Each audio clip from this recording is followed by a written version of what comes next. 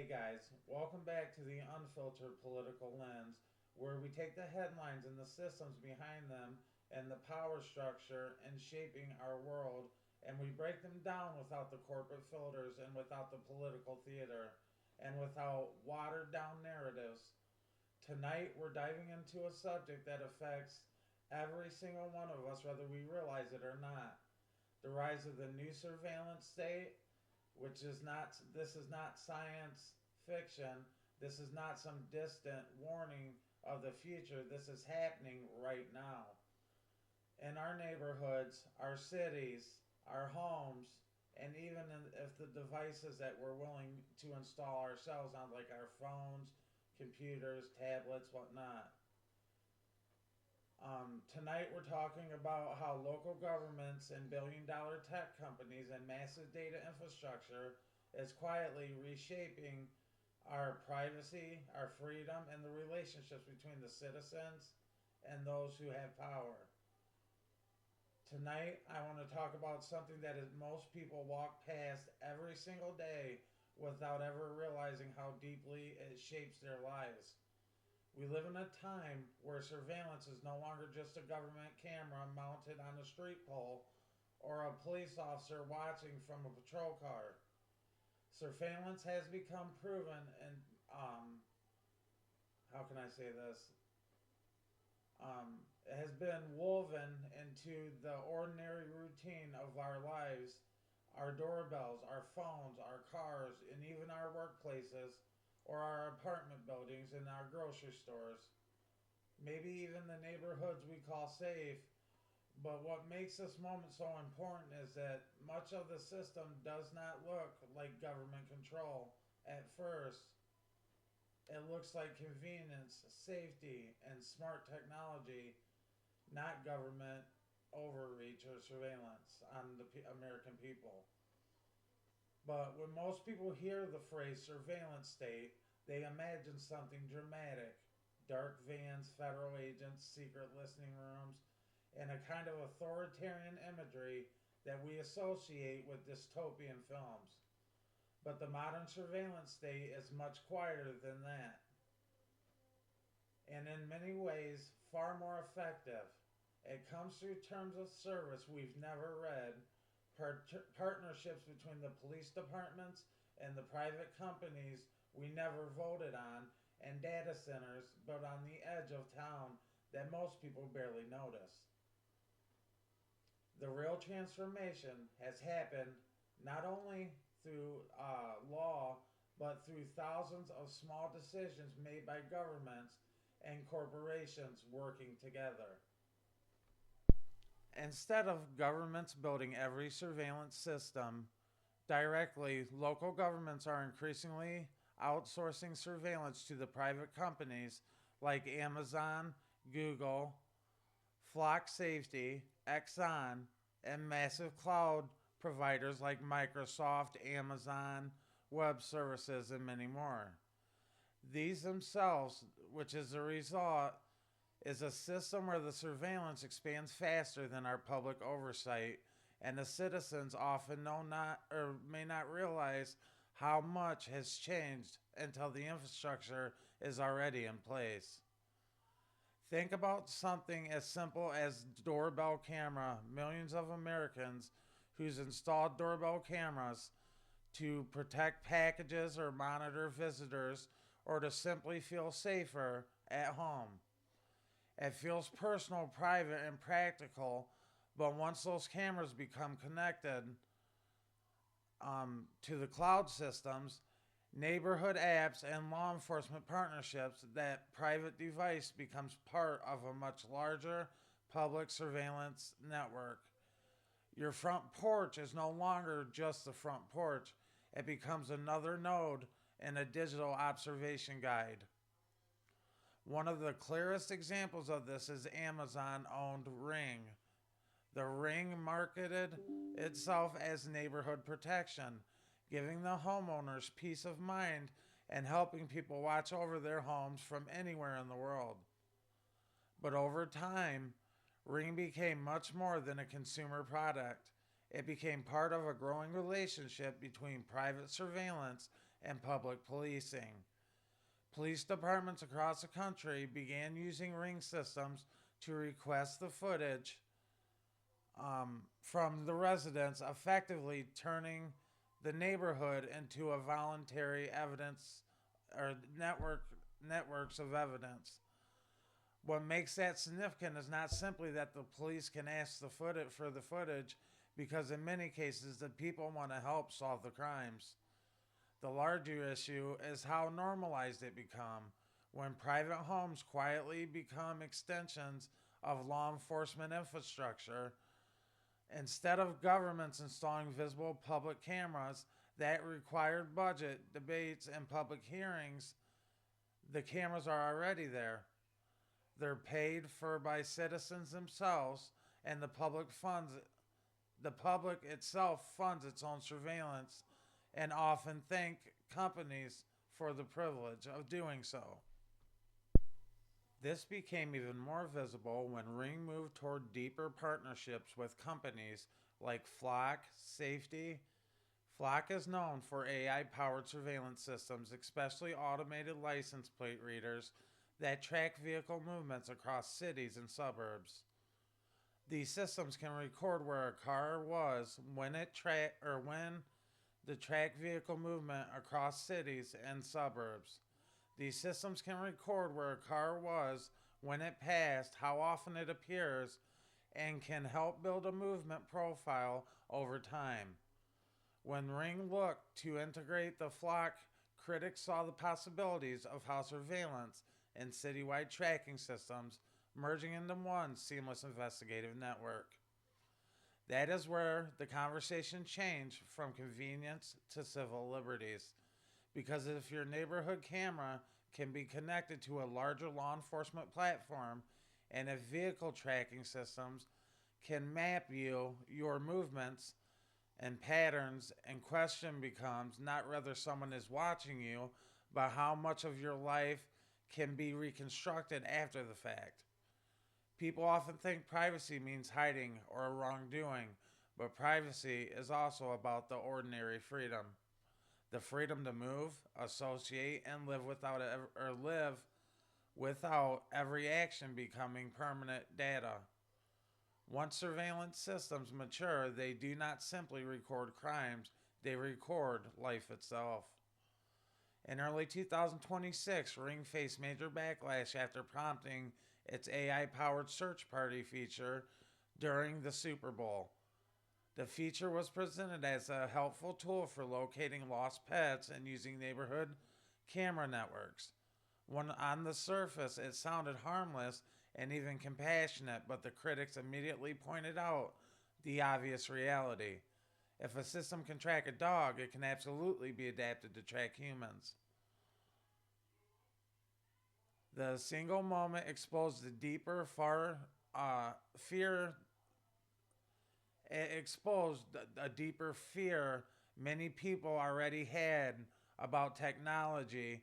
Marked for safety often carries the second purpose that is far broader than the original pitch. Lost pets today can become yeah, huh? I'm sorry about this. The single most exposed, the deeper fear many people already had. Technology marketed for safety often carries a second purpose that is far broader than the original pitch. Lost pets today can become protest monitoring tomorrow. Packages, theft prevention can also become movement analysis, social mapping, and predictive policing next year. The same infrastructure rarely stays limited to the most innocent use of cases. The public's backlash became so strong that Ring ultimately canceled the planned Flock integration. The company stated that the integration never fully launched and said no customers' videos had been transferred to Flock through that system. They also had explained that the partnership would require more time and resources than was expected on paper. It looked as though corporate retreat from the larger lesson was that the surveillance ecosystem itself remained fully intact. This is important because many people confuse one canceled partnership with systemic reform. Ring still supports police requested footage sharing, and the broader world of private surveillance partnerships continues to expand through other companies and other contracts. One one deal falling apart does not dismantle the model. It simply reminds us that the public's pressure matters when people are paying attention. And attention is exactly what becomes difficult in the age of invisible infrastructure. Most surveillance today does not arrive with a press conference announcing reduced privacy rights. It arrives through the software updates, neighborhood safety programs, and insurance discounts and convenience features that seem individually harmless. By the time people recognize the scope of the system, it already feels normal because it was introduced piece by piece. Nowhere is more important than the major cities like New York City. New York is one of the most surveilled urban environments in our country, and yet most residents are simply trying to get to work or catch a train or even walk home safely at night. The city is dense, fast moving, and heavily dependent on transit hubs where thousands of people pass through every hour. That makes it perfect testing grounds for surveillance technologies which can operate at a scale, at a higher scale. The NYPD openly acknowledges that it uses facial recognition technology according to the public documentation that the department has used facial recognition since about early 2011. Comparing the images from the original investigations against lawfully possessed arrests photos, officials also state that no one is arrested solely based on their facial recognition, emphasizing that it is considered an investigative lead rather than a standalone proof. Which that statement matters, but it does not erase the larger implications of how normal facial recognition has become. And the key point here is the facial recognition. It is not something that future possibilities, um, that people think about or debate in theory. It is already optional, institutionalized, and embedded inside one of the largest police departments in America, which is New York City. It exists not.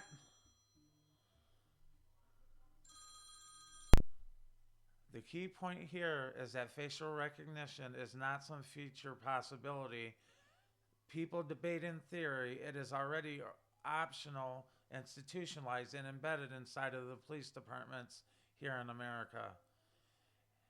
It exists not as science fiction, but as a policy that should fundamentally change how we think about privacy in public spaces.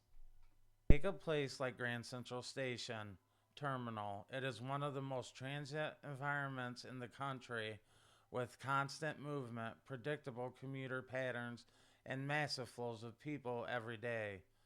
It is the perfect environment for surveillance systems because density creates both security concerns and extraordinary opportunities for data collection.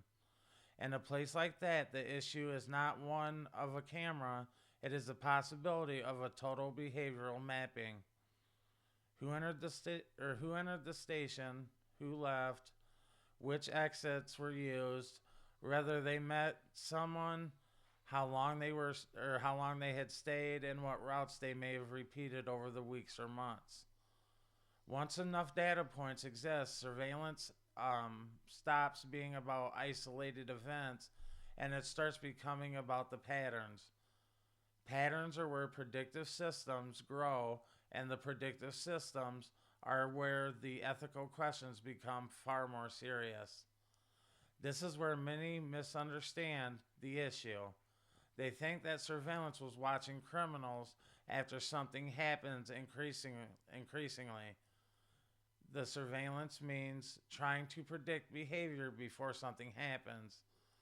It moves from evidence collection to behavioral analysis, and that is a major philosophical shift in a relationship between citizens and the state. When systems begin focusing on prediction, innocent behavior can be interpreted as suspicious simply because it resembles a pattern that is repeated travel routes, late night movement, frequent meetings with the same people, and the financial patterns. Even social proximity can allow data points inside systems most citizens never even see. The danger is not just abuse uh, by bad actors, it is the normalization of the suspicion as a default condition of civic life. This brings us to the part of the conversation that most people overlook completely: the data centers. I have talked before about the data centers, which with land grabs and the quiet expansion of these massive facilities into the communities across the country. People often see them as a blend of industrial buildings, quite righteous, with high fences, no windows, and very little public attention.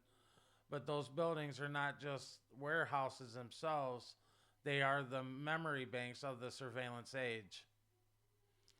Without data centers, none of the scales cameras can capture images, but without the stored, or I'm sorry, let me repeat that. Without data centers, none of this scales. Cameras can capture images, but without storage, indexing, and retrieval systems, those images remain isolated and fragmented. The data centers transform those fragments into searchable history, and they make surveillance permanently organized and expandable. These facilities store police evidence, cloud surveillance archives, municipal monitoring systems, license plate databases, AI processing pipelines, and often connective infrastructure between local law enforcement and federal systems.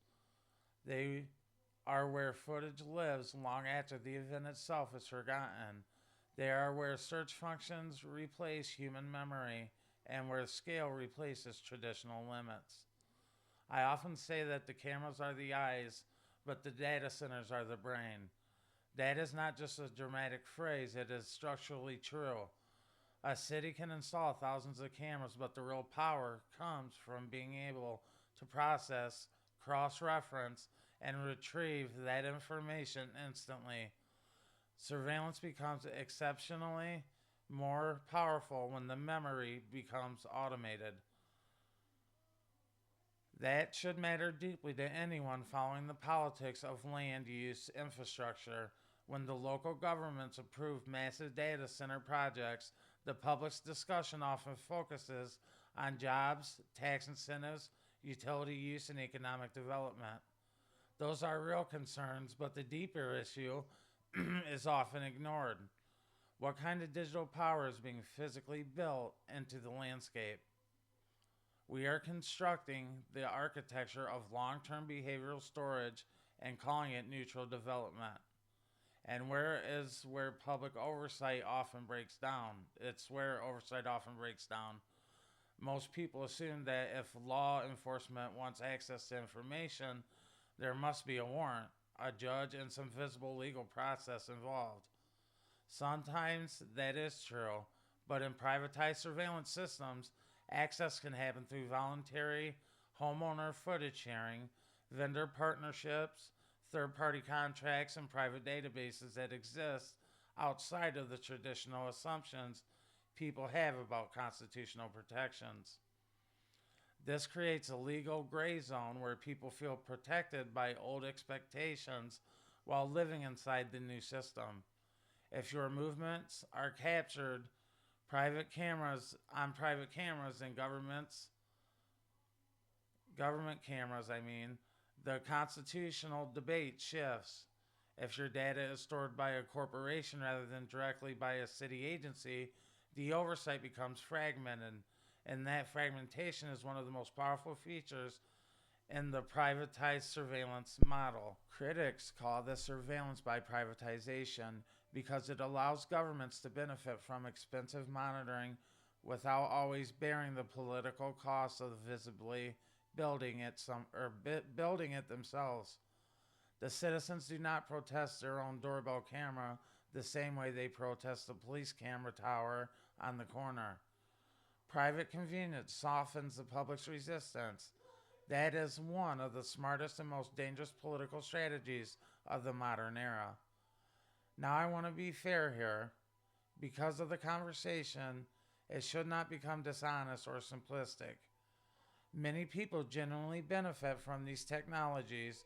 Crimes are solved and missing persons are found, stolen vehicles are or have been recovered, and violent incidents can be investigated with evidence that would not otherwise exist. It would be irresponsible to pretend that surveillance technology has no legitimate public safety value. The problem is not the existence of tools, it is the absence of the boundaries. A tool without the strict oversight becomes an appetite. Systems built for the emergencies slowly become standard operating procedure. The temporary powers become permanent infrastructure, and a convenience becomes justification for indefinite expansion. History shows us that the government rarely surrenders surveillance powers once acquired. Private corporations rarely reduce the profitable data collection on their own, and the citizens rarely regain their privacy after it has been normalized away. That is why the conversation must happen before the next expansion, not that before the next expansion, not after. There is also a class issue where where that deserves the attention it gets. Wealthier individuals often have ability to shield themselves, private communities, legal resources, better cybersecurity, and the greater influence over the policies being written. Working class communities often experience the most intense forms of surveillance while having the least control over those systems and how they operate. The burden of observation is not distributed equally. For my audience, I think this hits home because it reflects something deeper than technology. It reflects trust. People do not just fear the cameras, they fear the institutions. You know, that, how can I say it? They fear the institutions that keep expanding the power while the accountability keeps shrinking. They fear a world where new promises of safety quietly reduces their autonomy.